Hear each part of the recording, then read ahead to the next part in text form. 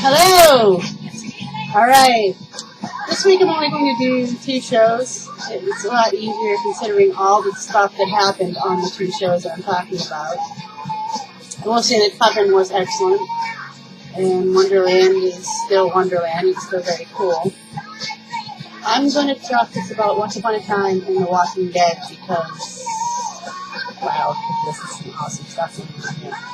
I'll start with Once Upon a Time because The Walking Dead is going to require just a little bit more detail because it's ridiculous. I mean, I'm talking bloodbath, but anyway. Once Upon a Time. I think this is kind of interesting because on Once Upon a Time, I think because it's a fairy tale show, I don't think it's very deep, but there are some certain elements in which it does occur. Like, issues that people have that come up, I think are really intriguing. Especially this last episode, which focused heavily on Rumpelstiltskin and his son Bayfire. Where we see the cycle of abandonment and, hang on a sec.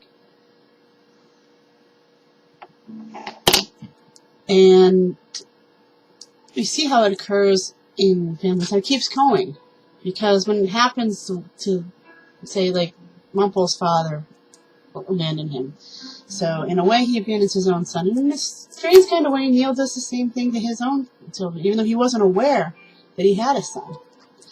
And it also kind of happens with Emma and her issue with being left behind. This wasn't intentional on the part of Snow White and Prince Charming, but it still happened. And this translates into a child like Henry, who could be easily swayed and manipulated by someone like Pan, who can, that's a special whistle that he blows, as the Pied Piper of Hamelin, which was an interesting little tie-in, which only certain children can hear, and those are the children that feel abandoned by their parents, by their fathers, by their mothers, things like that. So only certain people could hear it, so Rumpel could hear it, because Rumpel's got that abandonment issue going on. So we need to believe that Emma will probably be able to hear it as well.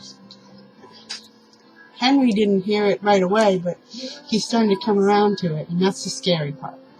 Because that means he's getting more and more of a lost boy. He's becoming that. And we really see the trust issues between Neil and his father. We can really see why Neil feels this way. We can understand that Rumpel is really trying to change. But the change is difficult. Stephen King wrote in The Dark Tower that overcoming heroin is child's play compared to overcoming your childhood.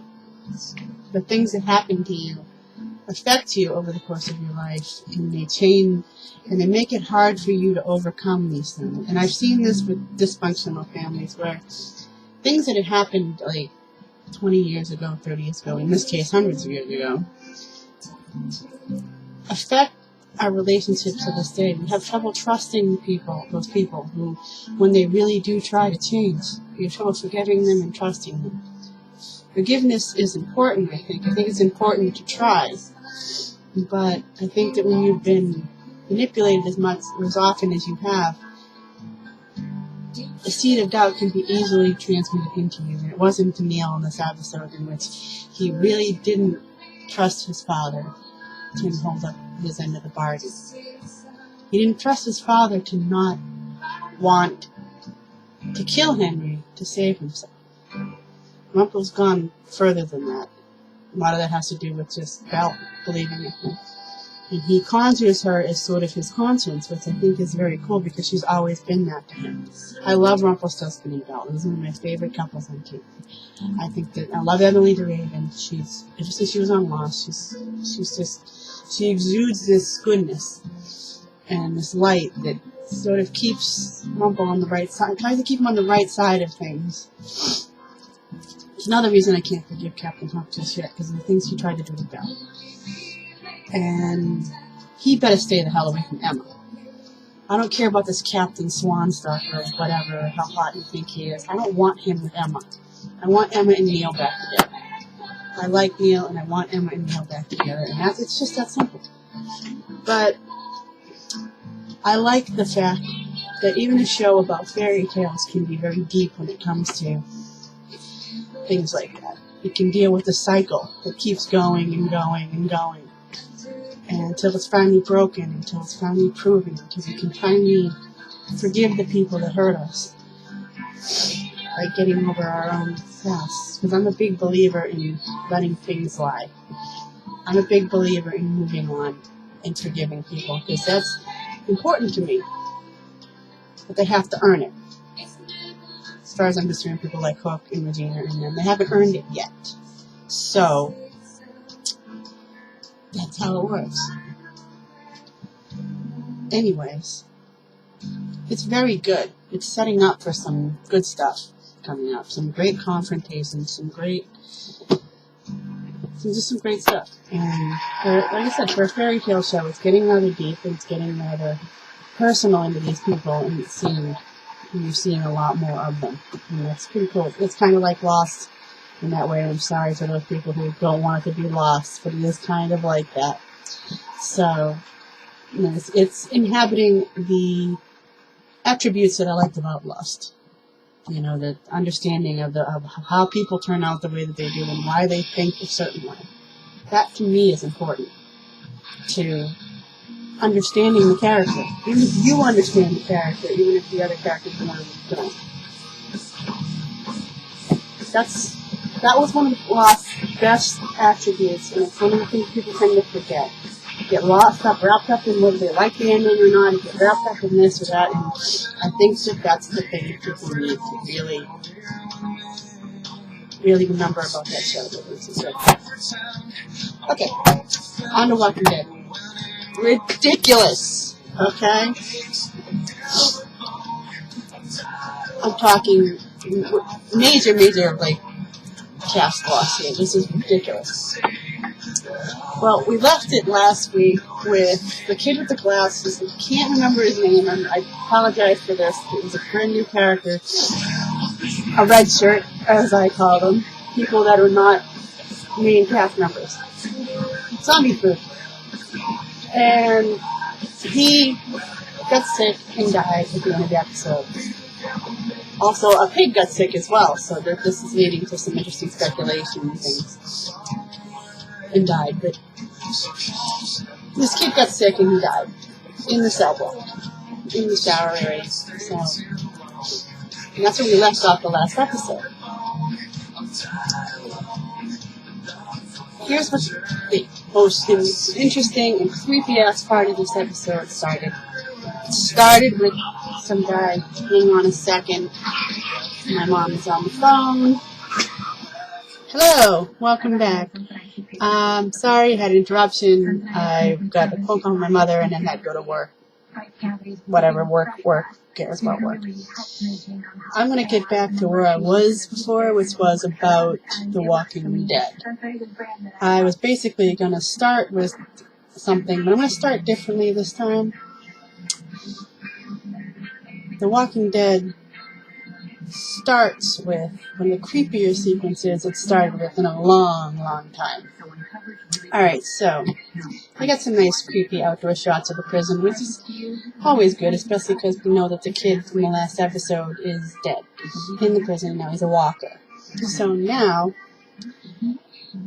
they're just showing us outdoor stuff, and in the moonlight and everything. Everybody's sleeping and all that stuff. And you see once the walkers beating on the fence like walkers do, because they're just walkers. And all of a sudden we see a flashlight turn on in their faces. Because we just see the flashlight, we don't see the person holding it. The person holding it is a mystery to us. We think that maybe he or she is one of the people in the prison just beating the walkers off the fence like they do sometimes, because sometimes there's always somebody out patrolling and things like that, just to make sure nobody gets in. But then the person starts dragging a rat across the fence. Okay, weird.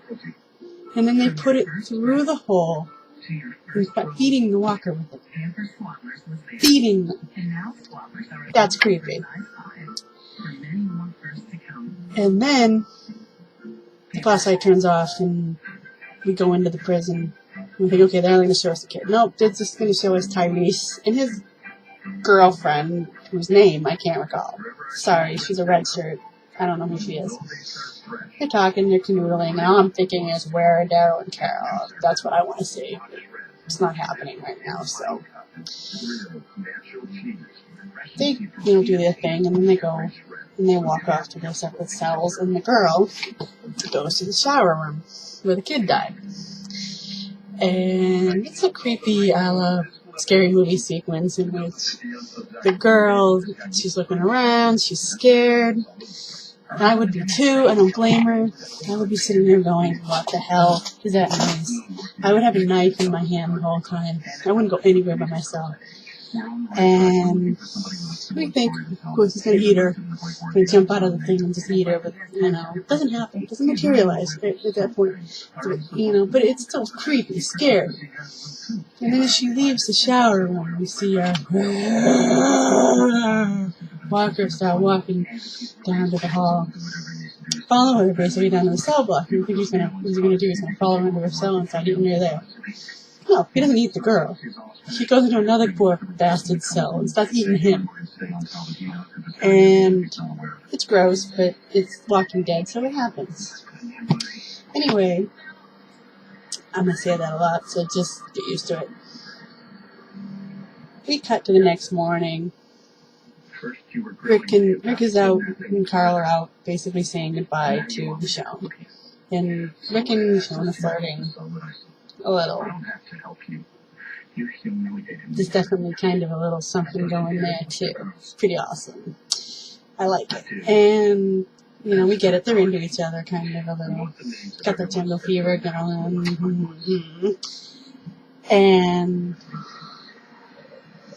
inside, the walker from the night before was still chewing on the guy upstairs. And then he gets up and decides, I'm going to go find someone else to eat. And the other guy, who he was chewing on, wakes up, sits up, stands up, and his intestines fall right out of his stomach, and I almost puke. It's probably the best makeup job they've ever done. And it was gross to see this guy just walking around with his intestines hanging out of his stomach. But like I said, this is The Walking Dead. So anyway, we're back outside with Rick and Michonne. Other people are going about their business, waking up, moving around inside the cell block, and nobody knows that there's walkers and they're chewing on people. Nobody can smell this? Okay, so all of a sudden, when Rick's outside coming back with Carl, all of a sudden, all hell breaks loose. Boom, boom, gunshots go off. Everybody's running in. Somebody's in the block. Break. I've been nuts. Okay, Carol's grabbing kids and throwing them to Carol and the other people. Just take them out of here. And they're just massacre, wipe out. Once the smoke clears and everything, when everything's all set, 10 more people are dead. In the stages of dying, being dead, or turning into, or already walkers. And that begins some messy process of walking around and boom, boom, boom, boom, boom. Just stabbing them, shooting them, whatever they have to do to kill them before they do any more harm than good. These people crying, and it's a bloody, brutal ass scene. There's blood everywhere. It's just not cool. Carol's got a guy in a room who's dying, and she brings his daughters in to say goodbye to him. Because he's bitten the back of the neck and he's fucked. So, she's giving the little girl a knife. The little girl wants to do it herself, but she can't, and Carol ends up having to do it. It kind of sucks to do it in front of the little girls, but different world. After Daryl and Rick and Glenn get done dispatching everyone, the total comes to 12 people that died right there in the block. It's a pretty big bloodbath, wipeout, nasty, oh my god kind of thing. And during this whole thing, Michonne is outside, and she gets stuck with a bunch of walkers. and she's trying to fight him, and she trips, she sprains her ankle or something, and it's just very nearly gets eaten. It's very unmishown-like passion for her this to happen to her. And Maggie and Carl bail her out. Maggie was up in the water tower canoeing with Glenn previous to this, and all that Glenn and Maggie stuff. But everything settles down, and the brain trust gets together, and they're sitting there staring at the kid after Rick dispatches of our Walker kid. Poor kid. I feel bad, he was a nice little kid, no? And they discover that he was the first one, and that it's probably, when the doctors say it's a virus, probably some kind of swine flu. The kid was bleeding out of his eyes, like hemorrhagic fever, or the Red Death, a la Edgar Allan Poe, something like that. It's pretty nasty. And they think it might be in the pigs. They might be in the meat, so they can't eat the meat. They're going to slaughter the pigs. They got to get rid of all that. And they got to burn all the bodies and everything. First they got to get the council together and discuss what they're going to do in case anyone else is sick. The council is Carol, Daryl, Michonne, Sasha, Herschel, and Glenn. And they're talking about it in there. And they come to the conclusion they're going to put the sick people in the death row area. There's an irony there. And scan how many antibiotics they have and see if they can't, make them better before they get sick and turn into more trouble that has to be taken care of. So they go out and they're finishing this plan, and Tyrese comes in with his girl, and she's coughing up a storm, so she's sick. It kind of sucks for him. So they tell them what they're going to do. They're going to put the girl in with anybody else that's sick. And there's another guy in the cell block that's sick too. So they put them in there, and they're going to take them away. And they go do that. And Carol's all still upset over the whole thing she had to do in the cell.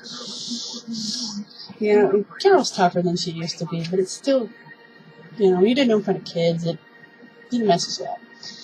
And Daryl, of course, stops and sees her upset and has to check on her. Are you okay? And in his Daryl voice. It's really sweet. It's really cute. They ask each other if they're alright. And, you can tell that they love each other. It's pretty clear that there's some kind of a couple here, and I have a theory on that. We'll get into it later. But, nice scene. Very subdued, the way they usually are. And, basically, moving on, Daryl goes out to dig the graves, because that's what he does. He does a lot of that stuff, because he's that kind of guy. So, anyway, we have Michonne getting her ankle taped up by Beth, who's like, they're kind of bonding, talking about things, and just, nice. And little Judith is sitting there, Rick's little daughter, is sitting there playing with a bunch of red Solo cups, and just having a grand old time. She's a baby that has no clue what's going on around her at all. And Michonne seems a little weird about this baby.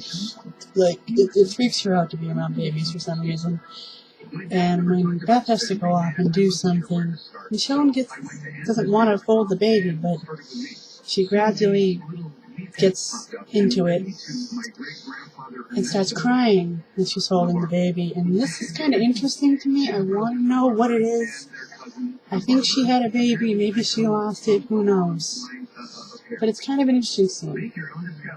And Carol is basically going to Carl and telling him not to tell his father about the fact she's teaching kids how to use knives, which is a good idea. The kids need to know what they're doing. And Carl, I don't want to lie to my dad and all that stuff and whatever. And then she goes and she spends some time with the kids and is trying to teach them how to be tougher and deal with the situation. So, meanwhile, Daryl's out there digging, doing the graves and stuff. The muscles are working like this. Get the sleeveless shirt on. He looks good doing this. I'm sorry, it's a girl thing, but I just want to, just really want to jump on this guy. And Rick comes up, and they have a conversation, and Daryl asks Rick when he's gonna, come back and resume his duties as being the leader again. And Rick says, I made too many mistakes. I don't feel right in the head at this point in time. He doesn't look right in the head. Rick doesn't look like he's all of that great right now. And Daryl said it seemed, he says the funny thing is, he's got a great line here. He says that whenever the shit starts to get too deep, you're the guy with the shovel. Meaning that he's the one that gets them out of the situation when they're in it. And that's true, because he does his best thinking on the fly. But Rick says, I'll let you know. I'll let you know when I feel alright enough to do this again. So they're conferring to having a nice guy moment, which is really cool. Two hot guys talking to each other is always really cool, but it's a nice scene. And then all of a sudden, somebody says, "Yeah, the fence is collapsing." Okay, the walkers are beating on the fence, like just leaning on, beating on it, congregating. Like Carol was telling Daryl how they were congregating in certain areas, and they're running over and they're beating them off the fence, and there's just so many of them, and they're gonna collapse the fence. And that's when Sasha notices that there's a bunch of dead rats, like a bunch of pile of them. Someone's feeding the damn things to get them to lean on particular parts of the fence. Someone in the prison is doing this. We don't know who it is. They didn't show us. It's a nice little mystery for us to figure out. Now, they're having trouble with the fence. A lot of trouble with the fence. And the walkers just keep leaning on it and beating on it and boom, boom, boom, and kind of stuff and whatever. There's only like 5 or 6 of them. And they're just overwhelmed. And Rick has a light bulb idea. It just comes out of the blue, like when he's at his most stressed, when things are the most fucked up. That's when Rick comes up with these ideas. Tells Daryl to go get the truck. And then they fly out with the truck. And Rick's got all the pigs on the truck. This is going to kill 2 birds with 1 stone. The pigs are infected, so he's not going to feed them to people, so he's going to feed them to the walkers instead. So he starts killing them and throwing them out to the walkers to eat. Now, me being an animal lover, I kind of feel sorry for the pigs, because that's kind of a tough way to go. But they were going to be bacon anyway, so whatever. And it turns out to work. The walkers congregate. They eat the pig. The walkers eat the pigs. And the crisis is averted. And for now, and they managed to secure the fence. And everything seems to be okay. For the moment, at least. That is. Now, Rick and Carl have a nice little bonding moment outside. Now, Rick's not looking quite right. He didn't look right when he was in the truck throwing the pigs out. And I think Daryl noticed this, but Daryl's not going to say anything right off the bat because he knows that Rick's dealing with some stuff. So, Rick and Carl are having a nice little talk, and Rick says if they're burning everything that has to do with the pigs dying, that's to do with the pigs, the livestock, they're getting rid of it. Just to be safe, if anyone else is getting sick. Although I still think it's sabotage, but that's just me. So, Carl tells Rick that Carol's been teaching the kids how to use knives, and Rick says, "Thanks for telling me, but I'm not going to do anything about this right now, it's fine. She can do what she wants with that, because Rick understands that that's necessary. Some people might not, but Rick does." And then he tells Carl to go, and Carl goes away, and Rick takes his shirt off and throws it in the fire and starts burning. It's covered in pig blood, nasty pig blood, a la Carrie. And he's not looking too well. He's still got the blood on him. So, I don't know, there's something up with Rick. He he was getting better, and now he's getting worse again. Now the peacetime is kind of ending. Rick's starting to lose his mind again. Not a good thing. But anyway, the last sequence is a mind bender. Tyrese is going to see his girlfriend in Death Bar. And he's got flowers, and obviously they might have some antibiotics to give her or something. They probably gave them like some stuff, and they're probably getting better. He comes to the cell and finds blood all over the cell. And the two of them are missing. They've been dragged off. The trail of blood going out the door. He finds them outside, dead, and burnt to a crisp. Someone killed them. Someone in the prison cell, probably the same person that's feeding the zombies, killed two people, including his girlfriend. So now, not only do we have a potential virus and walkers banging on the fences, we got a maniac running around the prison. Cut to black. See you next week. Holy shit. What the hell? It was great. There was a lot of those moments in this episode, and it was really good and just really intriguing. It opened up a lot more doors. I thought the first one was good. That one set up this one, and you really got the feel for the relationships going on. And I wanted to talk about the relationships for a minute before I finish, because this episode exemplified just how hard it is to have a relationship with someone in an apocalyptic time like this, because of the very obvious problem that you have. You can be involved with someone you care about could die. Will die, and of course that's going to happen. And it can happen anytime, but in this case, they don't stay dead. They turn into walkers. They try to eat your face.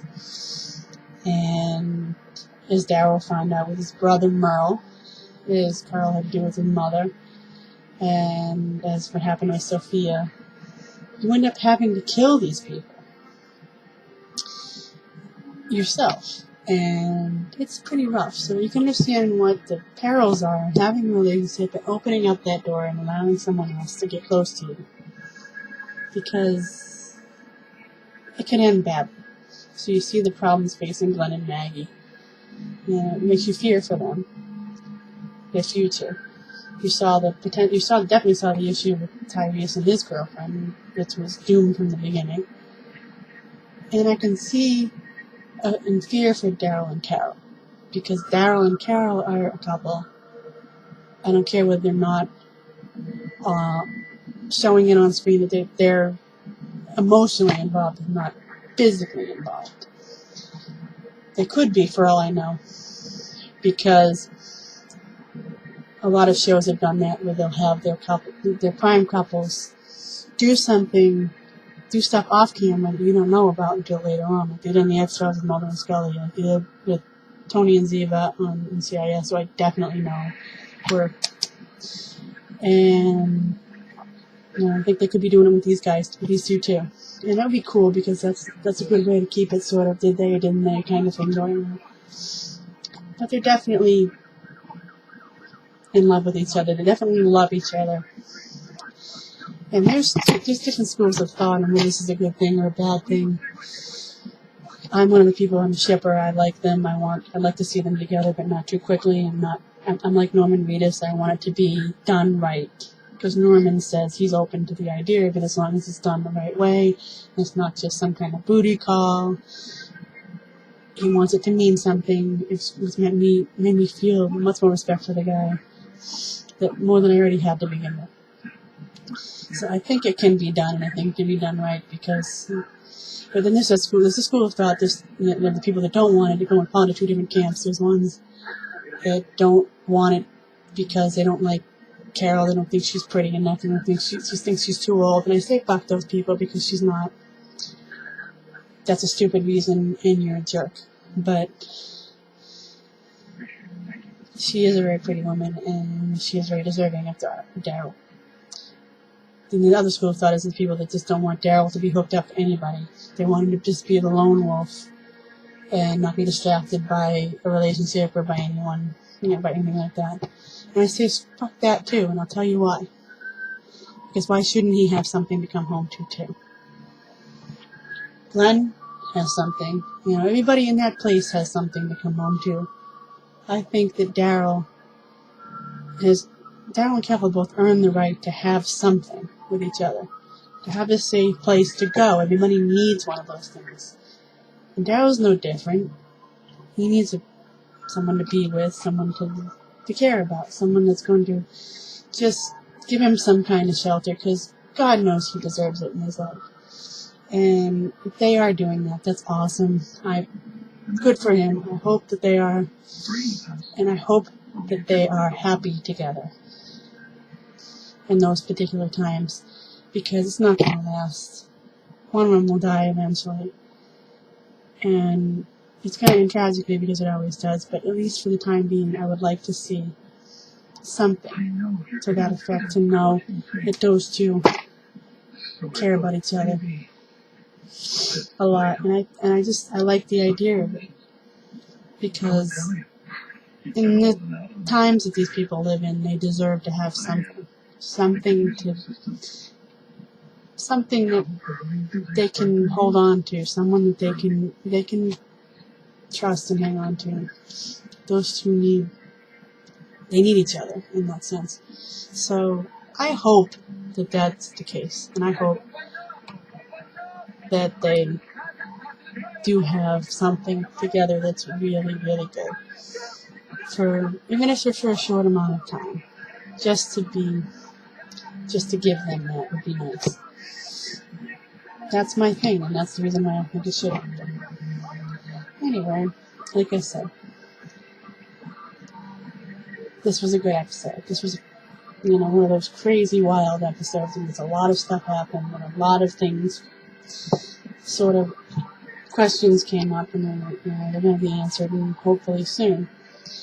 And we'll find out who this mysterious person is that decided they want to kill people in prison and really just do major damage.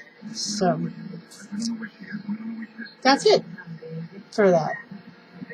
I'm done with it for now, for this week, and I'll probably splice these two videos together and put them up probably by Wednesday morning or something like that. They'll be on Facebook or wherever. And I hope you enjoy it. I was kind of tired when I did this, and I do it over again even like the first version. So, by the way, I did have fun in Salem. Just so you know. And my Red Sox are in the World Series. Yes, thank you. And let's hope by the next time I do another one of these that they're doing well. And that maybe they won by then. One can only hope. Anyway, it's late. So I'm going to say goodnight. And see you all later.